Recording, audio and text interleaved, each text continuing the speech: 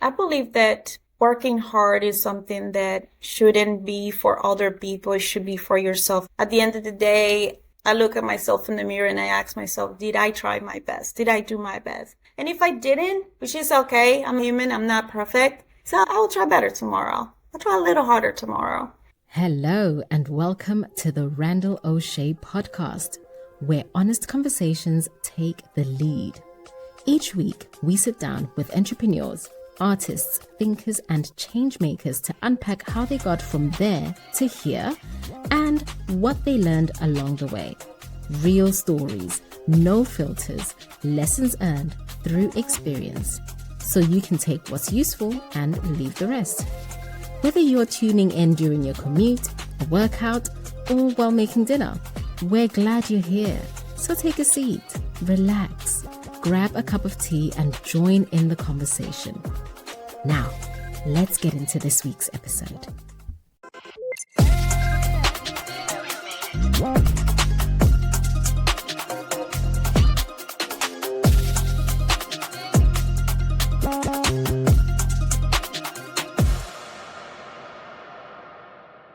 Lenis Moye is a full-time executive administrator for the Surgical Operations Squadron at Eglin Air Force Base, an entrepreneur growing her business, LJC Cleaning Garden Enterprise, LLC. Lenis, welcome to the show, and thanks for being here. Care to add anything to the brief intro I just gave you? No, it sounds great. Thanks for having me. All right. So a couple different things that we want to cover today. As on with most episodes with me, we're going to weave a little bit. It's going to jump around, but we're going to weave in a little bit of life stuff, business stuff, entrepreneurial stuff, and go from there. My first question is intentionally vague, so sorry, Lenis. But how did we get here? And I will let you answer that however you see fit and go as far back as you would like. The floor is yours. Awesome. Thank you. How did we get here? Well, I'm originally from Panama, Central America.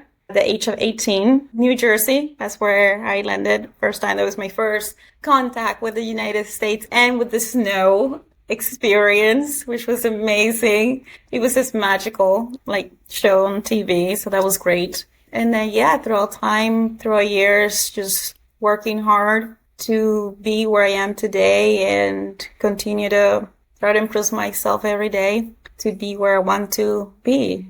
So, one step at a time. I like that. Where would you say you're at today? Today, mom of two wonderful boys. That's the biggest blessing that I can have. The biggest accomplishment has been being there for them, being their mother, being their supporter, juggle a full-time job, a business. I went back to school, coach my son's soccer team. I couldn't ask for better blessings. So to me, that's an accomplishment that I feel proud of. I have a long way to go. I'm not done yet, but I'm proud of where I am today against all odds. Yeah. I like that. You mentioned hard work. Yeah. How did you come to embrace hard work? I would say you obviously value that as a principle, but how did you come to embrace it as a principle and not just look at things and be like, this is my circumstance, I accept things as they are, but instead you seem like the person that will be like, I'm not where I want to be yet, so I'm going to really dig in. You mentioned going back to school. That's not easy to do with being a mom of two boys, having a full-time job, and then deciding to go back to school and run a business.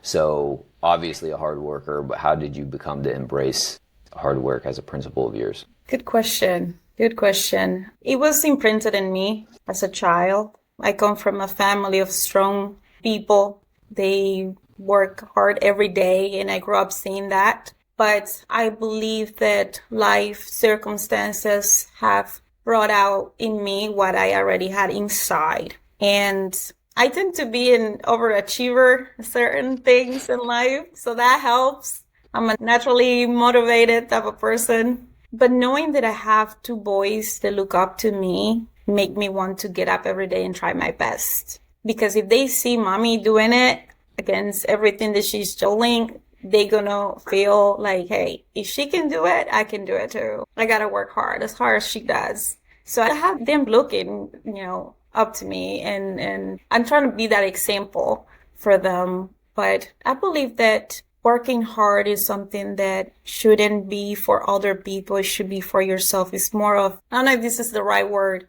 self-satisfaction type of thing. I want to feel like I did my best. At the end of the day, I look at myself in the mirror and I ask myself, did I try my best? Did I do my best? And if I didn't, which is okay, I'm human, I'm not perfect, so I'll try better tomorrow. I'll try a little harder tomorrow.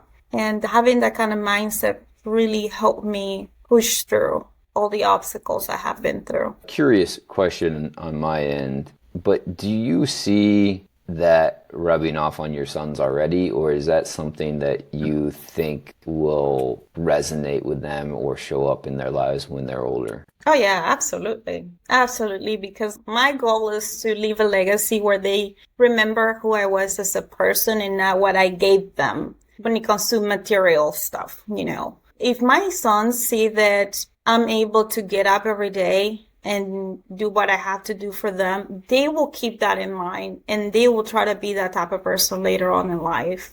And this is really hard to do. I try to make sure that I'm not hard on myself, which I am. It's hard. And then I see them being hard on themselves as well. So I think, yeah. For good or bad. Yes. So I see it every time. We're a lot alike. My oldest son, he plays football for Niceville High School, and when he makes a mistake on the field, he takes it personally. But I don't see it as him pushing himself. I see it as him learning, hey, I made a mistake, wake up, pay attention, focus, let's try it again. Same thing with my youngest. They both hard workers. They both want to do best. They want to help their team. And that's one thing I'm trying to instill in them, but I want them to learn to be teamwork, to try their best, to learn that it's not about you, it's about all the people around you, because your decision will affect all of them. So try your best every day, no matter what. We're not going to go too far down this path because I could make a series of episodes about this subject, so I'm going to be careful for my sake. But the world doesn't always award hard work, especially like in the corporate environment, you know, whether it's a small company or large company. I've mostly worked for large, financial institutions in my career. And the lesson I learned the hard way, so I would say I'm a hard worker too. My family, their work ethic was imprinted on me. We're hard workers. So that's something that I always embraced when I was a kid playing sports as well. You might not be like the smartest, biggest, fastest, etc. in whatever you're trying to do, but a strong work ethic will make up for a lot of those deficiencies. In a corporate environment, as an example, I would say I think that they would say they value hard workers and people becoming more competent, but oftentimes I would say the rule is that the most competent people, the hardest workers, don't get awarded the raises, bonuses, salaries, positions. So you could be the hardest worker, you could be the most competent person, but you're not going to get the promotion, you're not going to be awarded the raise based on that just because of how things are, right? And I think that's a lesson that I learned later in my career than I would have liked to have. Guess with that sort of long, winding explanation, do you think that being a hard worker could be like a detriment as well? I think it depends. Because if you're working hard because you're trying to impress someone else and you're trying to tell them, hey, I'm here, look at me, look what I'm doing this for you so you can promote me. Yes, it could be because you're self-sabotaging. You don't want to people please. I believe that when you work hard for you, for your own learning experience, for your own growth, it can be extremely beneficial. Whether you get the promotion or not. Because at the end of the day, you want to go to sleep knowing that you did your best for you.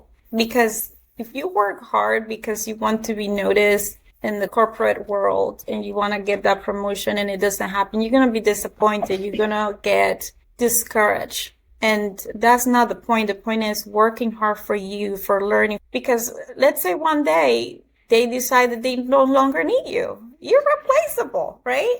But the skills that you have, your hard work, your ethics, you take that with you to the next place. And you keep your head up high and you say, hey, if I try harder there, I can try harder every, and I'm doing it for myself. I'm doing it for me, for my self-growth.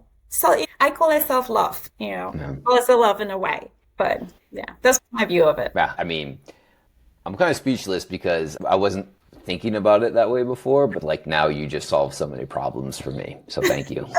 You're welcome. And I do think looking at it that way, you can be a hard worker, but don't expect other people to recognize it necessarily. Right. If you're doing it for you, Right. you're going to create the skill set. You're going to accomplish the things that you set out to accomplish for yourself. Right. And maybe, quote unquote, the right people might not recognize that or notice that, but they can't take away the fact that you worked hard to accomplish something, you developed the skill, you created the thing, but somebody somewhere will. Right. That's sort of like my philosophy is like you got to be around the right people and find the right people. Oh, And yeah. the right people will recognize your skill set, will recognize your work ethic. Oh, yeah. So thank you for that. I think great segue from this to going back to school. How long ago did you decide to go back to college? What did you go back to college for? And how did you make that decision? Let's start there. Good question. So in my country, education is a little different than it is here. In the United States, we have high school. Actually, in my country, that's college. And by the time we're in ninth grade, we have to decide which career we want to pick or which major we'll say. I picked commerce and accounting. So I have a bachelor's degree in that. Then I came to the United States. I decided that, I wanted to go to the military. I wanted to be a military police. And I say, that doesn't work out. I'm going to be a nurse. I like serving people. I like being there for them. I'm a natural nurturer. So then I became, I don't want to say sick because that sounds bad, but I started having some medical difficulties that delayed the process to join the military. And then eventually I realized that, maybe that's not the path for me. Then throughout the years, I realized that one of my passions, something that I always wanted to do, was own a business. And I still have it in my head, own a business with my sisters. I have 3 sisters and they're all very skilled. And I always thought that maybe that shit can still happen later on in life. But I always thought about, owning my own business and using my life skills and the things that I learned years ago, especially when I got my bachelor's degree in accounting, I could apply that to my actual business. But then life changed things for me in an unexpected way. And I realized I have to switch gears. Nobody likes to start over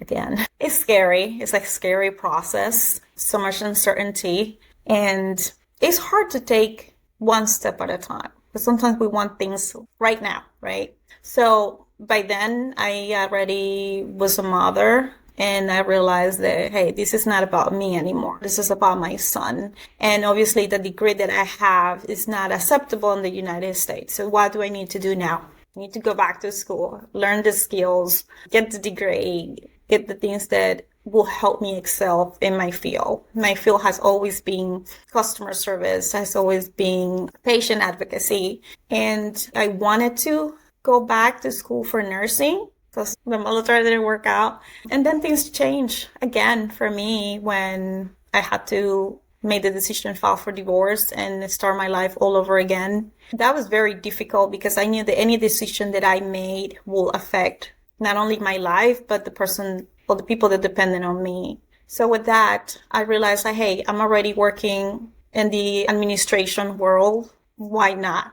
And I'm already in the doorsteps of a business. Let's just go to school. Let's get the degree, get college in administration, marketing, which is where I struggle. I struggled so much there, but I'm still learning one step at a time. So I went back to school for business administration with concentration in organizational psychology. Almost done. Very proud of myself. It has taken me a long time. And I'm not ashamed to say that. I'm not in a rush. I'm on my own time. I will finish things on my own terms. And I'm okay with that because I juggle with so much. My kids depend on me. My job depends on me. My business depends on me. Like I'm doing so much at the same time that I surprise myself with the things that I can do. And I never thought I could do those things until I face those problems, those roadblocks of life. So I eventually made that decision to just continue, not stop. I took breaks here and there from school, but eventually went back again. And yeah, almost done. I'm very proud of that. And I just want my kids to realize that sometimes in life, it's okay to start over. It's okay to switch gears. It's okay to change majors. It's okay. It's okay. Like, it's part of life.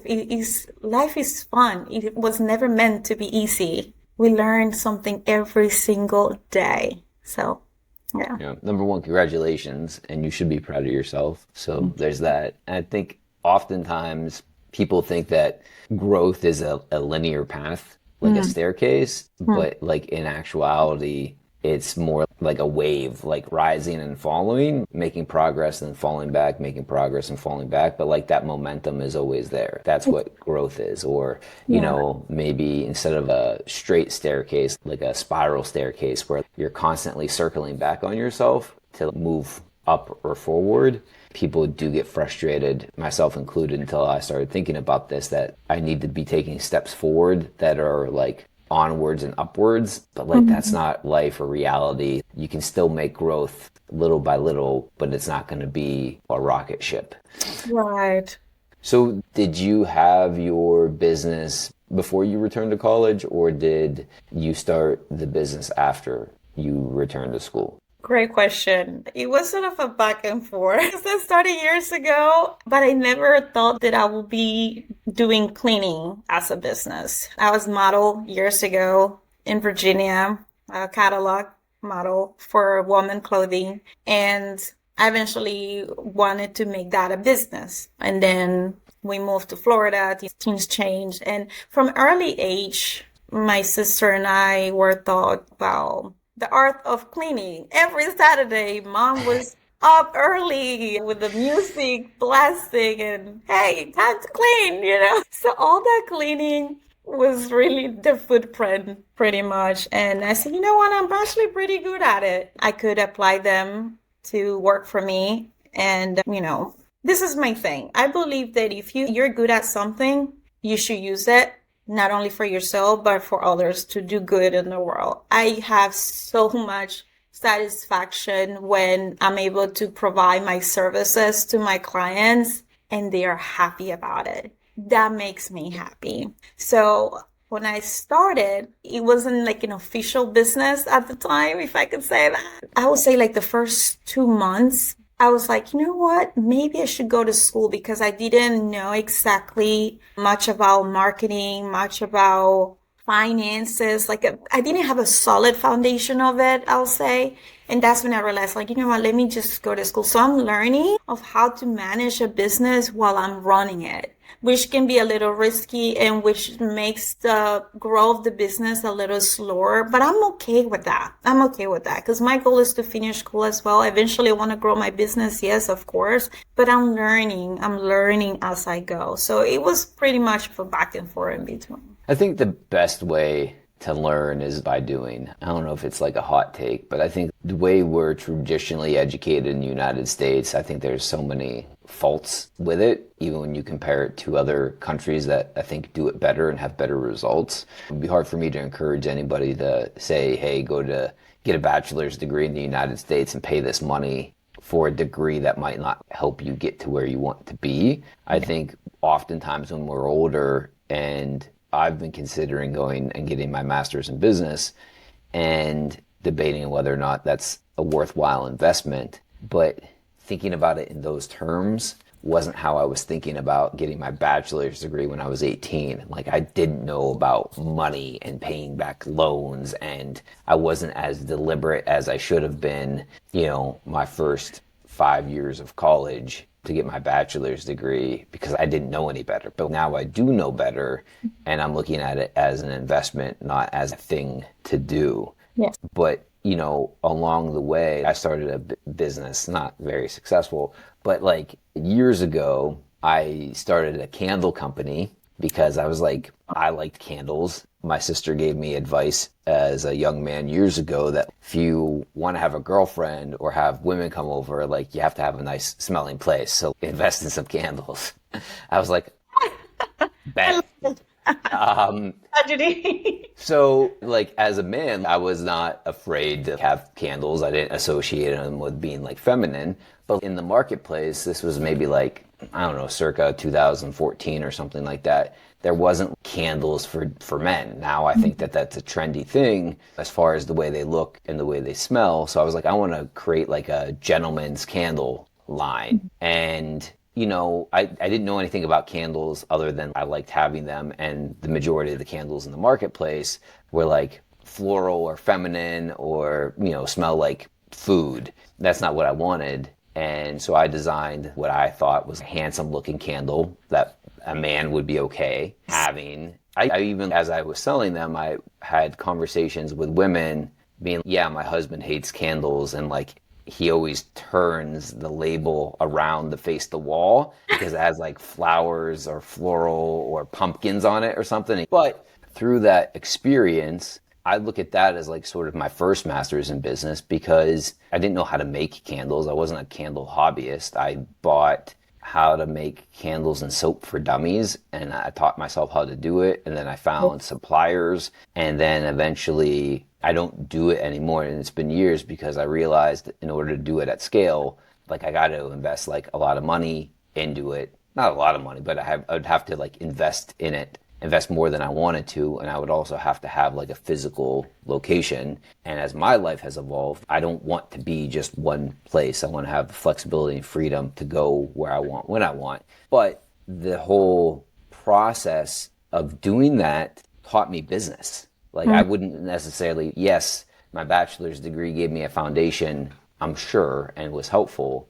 But starting that company is what clicked in my head of looking at products on the shelf of a store as a producer instead of a consumer. And I remember like the moment it happened, I needed to get like leather gloves to make the candles to handle the hot wax and the glass.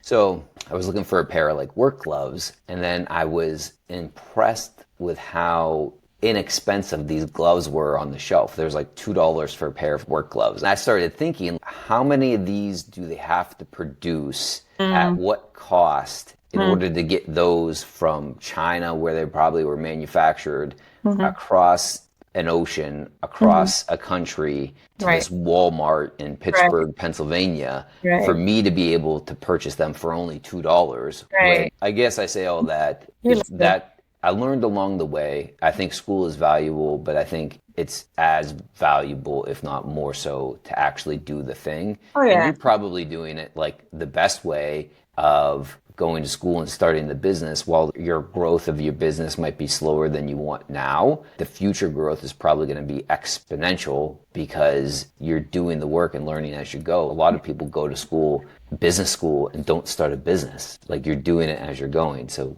kudos to you. I'm going to stop talking now. Let's take a quick break from today's episode.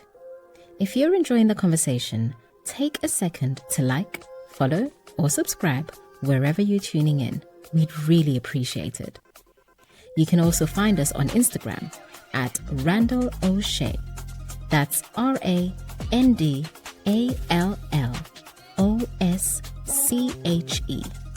And check out more at podcast.randallosché.com, including show notes and other resources from today's episode. All right, back to the conversation. You mentioned earlier that you had always dreamed of starting a business with your sister because they're very skilled as well. What are they skilled in? And maybe what are some of the ideas that you've been playing around in your head? Oh, man. Oh, that's a good question. So as a little girl, I always picture it, imagine it, visualize it, right?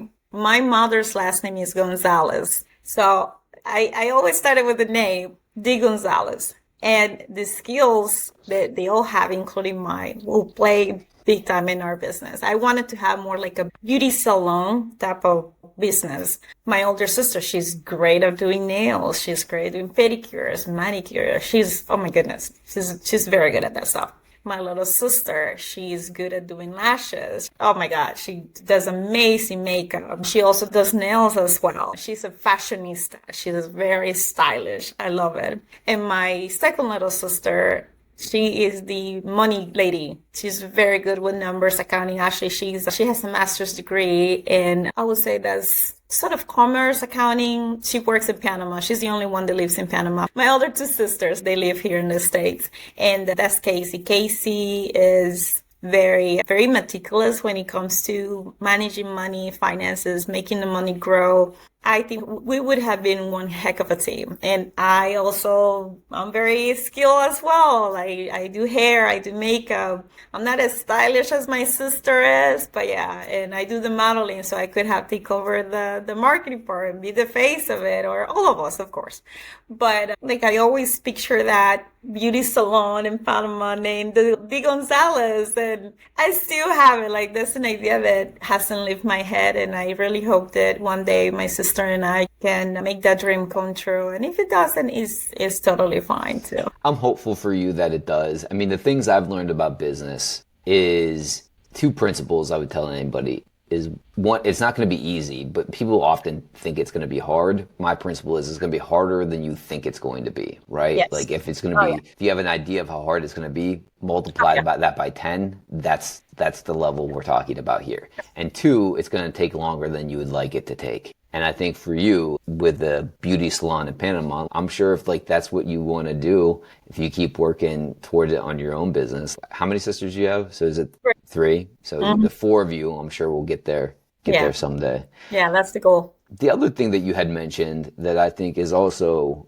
important for people to understand is I think everybody does have like a skill set. They might not like recognize it as a skill set, but I think we all through life develop competencies and skills that we can then apply and monetize in the marketplace, right? Yeah. Like you have a cleaning company, and we'll get into that a little bit more in a minute. And that was sort of born out of the fact of how you were raised. Like every Saturday morning, that was a principle of yours with your family. Like, this is what we do. Yeah. You learned the process, and now you have turned that skill set. I'm sure you refined it and you've grown and you've turned that into a business. Me as a, podcaster, I figured out how to do a podcast, and I didn't know anything about it. I was like, I can talk to people. I'm good at talking. I'm good at asking questions, but I didn't know anything about the logistics of a podcast. I didn't know to use Riverside.fm to record podcasts. I didn't know what kind of microphone to use. I didn't have an editor like I have now. I still don't know how to edit, so I don't know how to do that. I didn't know about the platforms of how to get on a platform. We use Buzzsprout, and Buzzsprout is a host. And from that host, we upload the episode one time, and then that gets pushed out to all the major podcasting platforms like Apple Podcasts, Spotify, etc. I didn't know any of that before. But now I have a skill set as a podcaster. Oh, nice. And now I just had my first meeting about working with a company as they want to produce podcast-like content to market their businesses. It's a venture capitalist. And thank you. But I mean, like, not to like brag about myself, but like I've developed the skill set for myself because I love having conversations like this with you. But then I was thinking like, shit, I would like to make more money. How can I make more money? How can I monetize this skill? Exactly. But yeah, and I think that's my point. That's my point. And I think a lot of people might feel stuck or struggling or want to be making more money. I would just encourage them, like you and I have done, to look at themselves and be like, what am I good at? What is my skill set? And how can I monetize that in the marketplace? And don't be dissuaded by how hard it's going to be and how long it's going to take. Just keep working at it, and then you'll eventually get there. Yes. About the business. Let's talk about that. All right. Why is having a cleaning company in this specific area advantageous?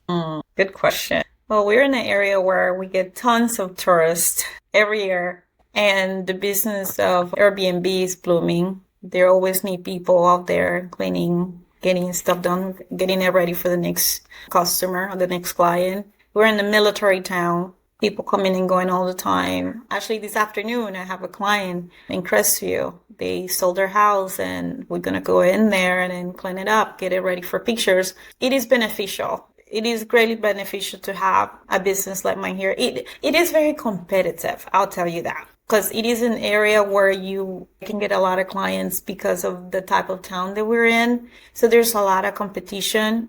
But my focus is, you know what, I'm good at something. This is a good area to have a business that I could apply my skills and grow it eventually. So I think the area kind of helps, in a way. I think that as a side note there, Yeah. two things I would say about competition. I think one is, I don't know, maybe a bit edgy or a bit sharp for me. There might be a lot of competition, but I bet you a lot of those people suck. And the people that run and operate and do as good of a job as you, those people will rise to the top, and quote unquote, the competition, they won't be in business in 6, 12, 24 months, but you will be, because they don't have the heart, stamina, professionalism, or work product to compete in the marketplace, unlike you. And I think that that's not just me saying that to you because you agreed to be a guest on the podcast.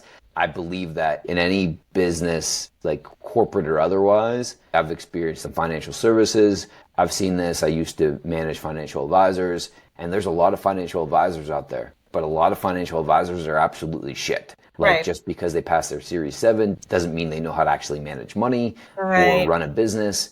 And there's, as an example, I would say, in my experience, the top 10% of financial advisors are actually good, and the bottom 90% are trash. Right. I've seen that in my life in switching industries as well, and then having conversations like this with you and talking about other industries with people. The people with the stamina, the hard work, and the principled approaches, those are the people that are going to be in business in the future, adapt and grow and move forward. And the people that think it's going to be easy or do a crappy job are the ones that aren't going to be there. So yeah, I think you're exactly right. Just the focus on you and your process and how to grow your business, and I wouldn't even worry about competition. I've worked at some pretty big, large companies where we get hung up on the fact of what our competition is doing. It makes me want to rip out my hair. It doesn't matter what they're doing. It matters what we're doing. Quality work, and that's my thing. They might be bigger, they might have more personnel, and I'm not there yet. However, quality will surpass that 100%. You can have all the people you want, but if they're not doing the job correctly, if they're not putting their heart and soul into this, they're not making the clients happy. I mean, what is there to worry about, right? But yeah, definitely not focusing on that part is key, because it can intimidate you. And at the beginning of my business, I was feeling like that. I made the mistake to price myself so low because I didn't think that I was doing a good job. And I learned from that. I'm like, oh no, actually my clients like what I'm doing. Yeah. They like the quality of service that I provide, and I am happy when they are happy, you know? So, but yeah. Where do you see the company headed in the next 2 to 3 years? I'm trying not to get myself ahead of the game because it's the learning process. I'm learning as I'm going, right? As I'm practicing this, and there have been mistakes that I have made. And I have to say this because it's one of I don't want to say my favorite learning experience, but it came to a situation almost 2 years ago where I tried to get ahead of myself too soon. I tried to expand my business a little too soon, and I partnered up with this rental property that I was introduced by a friend of mine who's a realtor. And to this day, I feel bad because I feel like I let him down. And he tried to, bring me into the business and give me the opportunity to grow as a business owner and give me the opportunity to show what I can do, right? And man, it ended up backfiring on me because the people that I had hired at the time to do the job or help me out to do the work wasn't delivering. They were not as passionate, as careful, as thorough as I was. And it happened back to back to back to back. And I end up saying, you know what, Lenny, you're going to have to step back and reset and learn from this. You got to be more selective. You got to, make sure that you have the right people for the right job. You got to make sure that you do your research before you jump into this stuff. And once you're ready, once you have the team that will be as passionate as you are, then you can expand, then you can do that. So as of right now, I don't want to set a time frame, because if I'm not where I want to be in 3 years from now, I don't want to be disappointed on myself. My mindset now is I'm going to take it one step at a time. I'm going to get there when I get there. In the meantime, let me build that foundation of a good service, of quality work, where I have my clients be like, hey, call her. She's amazing. She has a great team. And then let it happen. Whenever it has to happen, it will happen. I have faith on that. Yeah. So do I. What is the biggest misconception about hiring professionals for cleaning? Or a list of them. There might be a list. Yes. Oh, yeah. People think that someone with experience could do a better job. People think that someone that is Hispanic will clean better. Not right. Absolutely not. To me, is if the person wants to work, they want to share the same visions I have. Okay, let me step back for a second. Nobody is going to put as much effort and love into my business as much as I do, because it doesn't belong to them. It belongs to me. It's my baby. So I have to understand that from the get-go. But if I can eventually get people that will be comfortable working with me to provide the same quality of service that I like to provide to my clients, I will absolutely bring them in. Now I know that when I'm doing interviews, I need to ask deeper questions. I need to look further. I need to have them show me what they can do, have them shadow me, do better training, because that's where I messed up the first time, right there. So yeah, we can't be thinking that because of someone's background, length of work, age will, mean that, they're going to deliver or they're going to be the best one to do the work for me. Yeah, one of, especially like in a corporate environment, one of the misconceptions from both, say like a candidate perspective and from a hiring authority perspective is that they misinterpret years of experience for competency. And people that have years of experience, right, I've been doing the same job for 15 years, are looked at as more competent people than somebody who has been doing it for 1 year. But Right. if you've been doing the same job for 15 years, that doesn't tell me anything other than you've managed to stay around, you haven't grown, and Right. you might be doing the same poor, shitty job for 15 years. And the Right. person who's been doing it for one, might already be at parity with you. Right. What is their future Right. upside? But yeah, I see it all the time. And I've heard it from people younger or newer in their careers where, I can't apply for that job because I don't have the years of experience. And I remember like one particular conversation where I told her, I was like, you're as skilled as anybody else applying for that job. And if the years of experience they have does not equal competency, right? Exactly. What's been the biggest challenge as a business owner that you've run into? I'm still struggling with that, is finding reliable help. People that are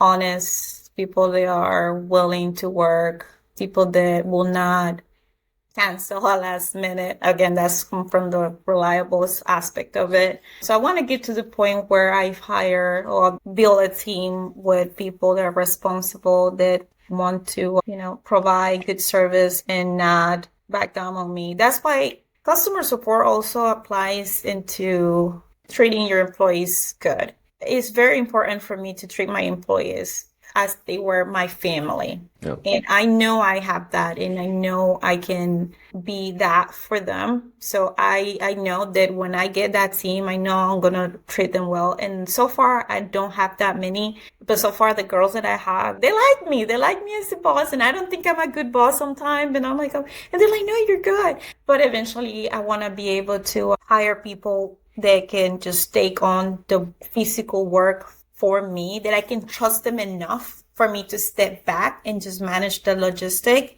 and not worry about, oh my gosh, should I not send them by themselves because they might not do a good job. Like that has been my biggest challenge, to be able to have someone that can just take over for me, and I can just work on the marketing, work on the financial part of it, the strategics. They're like, I really hope that, I know it will happen. I'm optimistic. Yeah. I'm sure it will. One of the things that I would say for my entrepreneurial journey or journeys is client acquisition. Like it's tough to find people to buy your service because the marketplace is saturated Yes. with a lot of people, again, saying that they can do things, they might not deliver, but like it's hard to get in front of the people who are going to see you as a valuable asset and then buy the service that you're offering. Have you experienced that as well as a challenge of finding customers, or do you have plenty of customers, you just don't have the team in place and the hours in the day to execute? Surprisingly, finding clients is not hard at all because we're in an area where, again, military town, people coming and going. They don't have the time to clean their house and get it ready for sale.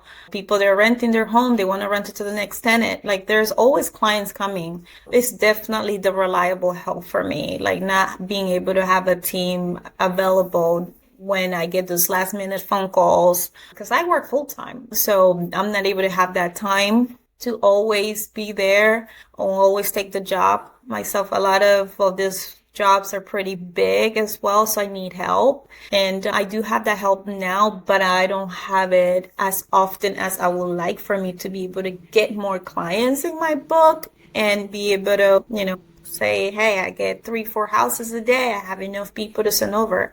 So definitely is the reliable help at this point. Okay. Well, I mean, problems are problems, I guess, but like, I think that's a good problem to have. I have enough work, but I need more people to be able to help me do the work. Right. One of the lessons I had is like, I thought when I started, say, like the candle company, I was like, oh, I'll create this product. It will look good. It will do what a candle's supposed to do, burn, right? How hard is that? We'll have a website. And then because it's a website, people will find it. I was like, that's not the case. And then I learned there's maybe because I didn't do a good job of paying attention when I got my bachelor's degree, but client acquisition costs, like there's a cost to acquiring clients. Yes. And I think the most basic example of this is like getting junk mail from banks. Banks are willing to pay you $300 to open up an account with them. There's like some fine print about you have to have a direct deposit with them, but that bank is willing to pay you $300. That's a cost to them for you to open up a bank account with them. Now they're betting that over time, they're going to make more than $300 on you. But for that year, for that period of time, their client acquisition cost is $300 for you to join them. I can't afford to pay $300 to subscribers of the YouTube channel to watch the podcast. So, but yeah, we talked about it a little bit earlier about like some of your values, hard work and a strong work ethic being one of them. But how do you bring your values into your work for your clients, or how do you hope that those values show up in your work? My mom taught me growing up that anytime we went to someone's house, we have to be respectful. We have to take care of things like it belonged to us, like it was mine. Treating people the way I want to be treated is a big part of it. Taking care of their things, having respect for them, their items, having respect for their home, having that appreciation for their time, for their support, because they could hire any other cleaning company, but they chose me, and that's appreciation.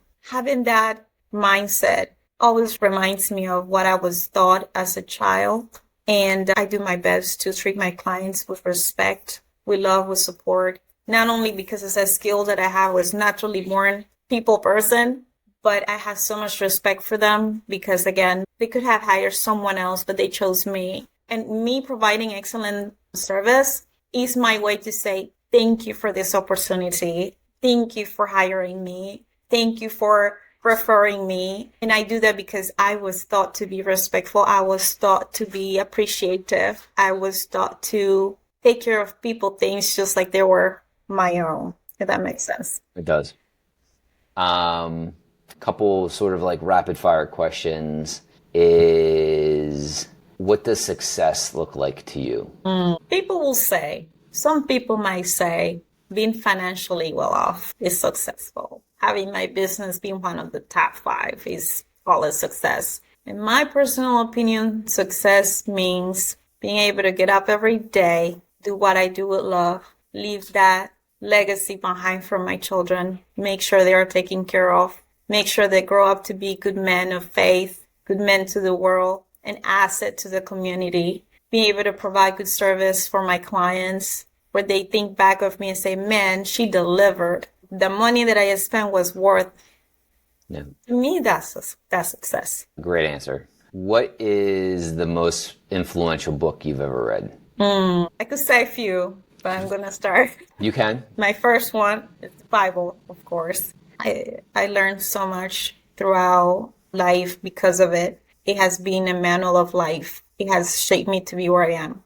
But As a Man Thinketh by James Allen has been my best friend because it talks about how your mindset can help you shape your mind into doing things that if you think that you can do something, you won't be able to do it. If you think that you can, then you can. Having the positive mindset, regardless of what you're going through, is so important. So James Allen talks about this throughout that book. I'll share it with you if you haven't read it. It's a really good book. But yeah, it has pretty much helped me get through life because there are times in life when you realize like, man, I'm going through so much right now. I don't know if I'm going to be able to do this. I don't know if I'm going to be able to get up and do what I have to do. I don't know what to do. I'm not good enough. I didn't try enough. I'm not able to be where I want to be. If that's what you tell yourself every day, that's exactly what you're going to deliver. So you have to switch your mindset and say, you know what, this is a setback for now, but it's actually a setup for something better because you learn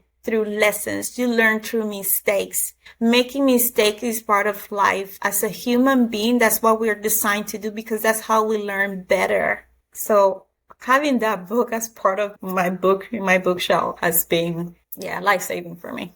Excellent. Set up for something better. I like that. What advice would you give your younger self? I would say, be patient. You're going to achieve things you never thought you could. You're going to get there. Don't give up. The grass is not greener on the other side. It's greener where you water it. So don't think that where you are right now is a bad thing. Don't think that. You're going to be okay. You're going to be fine. Yeah, excellent. As we wrap up the conversation, and in this conversation, the guests I've had on in the past, I hope it's a good experience, and I hope that for them it's an opportunity to pause and reflect on their life, their career, where they're at, where they want to be. Because I think that's a valuable tool, valuable thing to do. Hopefully this conversation was a bit of that for you. But as you think back to, the person that you were when you left Panama, to the person you are today in September of 2025, having this conversation with me, what are your thoughts on the person that you've become and how you've got here? I guess final thoughts on that. Yeah. Nelson Mandela said, or I'm going to rephrase it a little bit, problems in life or situations, right, in life, difficulties, they don't shape a person. Those problems only reveal your true character, what you really had inside all along. So looking back at who I was and who I am today, to me, it only brought up the person who I really was inside, who I never thought I was. I never thought I could be today. I never thought I had the strength that I have now. So it could feel like I'm two different type of person. So very shy, very naive of things. But it was simply because the problems, the troubles, the setbacks that I encountered throughout my life really brought up the person that I have been inside all along. It just continues to grow and get better and better and better. And I want to continue to improve to get, wiser, more patient, more consistent, more encouraging for my sons. So I am proud of the person that I knew all along I was, and I can finally see her today. Yeah, I think that's beautiful. I think in life, I'm stealing this phrase from somewhere, but the obstacles are always the path forward. And I think the more that you embrace them, the further you'll get for your benefit and the benefit of those around you. Great place, I think, to end. So thank you so much for your time today. Just one last question. If people want to find you, feel free to share whatever sort of social handle you want to, or where they can find the business.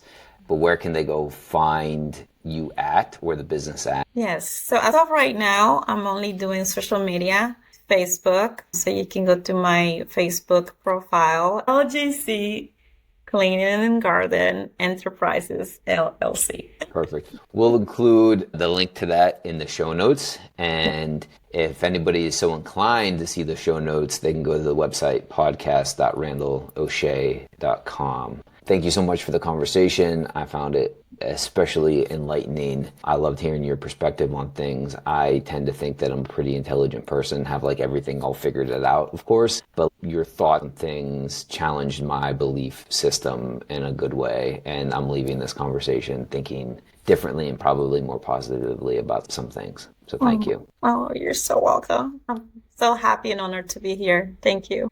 And that wraps up today's conversation on the Randall Osché Podcast. Thanks again to our guest for sharing their time, knowledge, and lessons with us.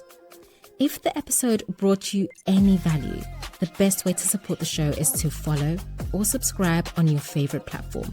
That helps us reach more people like you. You can also visit podcast.randallosché.com for blog posts, full transcripts, and other episode resources. Thanks for tuning in. Until next time, stay sharp, stay curious, and keep moving forward.